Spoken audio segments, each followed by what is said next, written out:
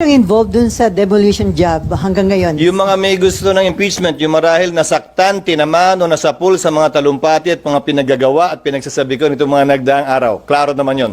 Kasamahan nyo rin, Yun ang impormasyong nakakarating sa amin. kasamahan nyo rin, sir, dito sa... Hindi principally kasamahan namin dito sa Senado.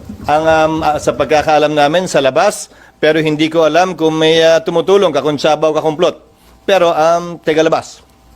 Sir, Obvious naman siguro yun. Kung sino yung pinaka may gusto ng impeachment. Yes.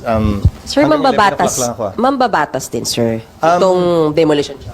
Ayon sa aming impormasyon, Sir, Lady. kino-confirm nyo na nag-donate siya ng 30 million? Yes, nasa records yun. In fact, nakuha yan ng Rappler mismo sa article na sinulat nila noong 2022-2023 pa. From House of Representatives, yung sinasabi niyo po. Yung impormasyon namin, Pero yung nagde-demolition job sa inyo, taga-house? Yung nasa likod ng demolition job naman. ay taga-house? Di ba nga, nung nakarang linggo naman, may video yung nilabas sa akin sa house at kung ano nung innuendo at insinuation na naman ang pinalabas, as if naman may maling ginagawa. Hindi naman ako nagnakaw doon. Kung yun man, pumasok lang ako.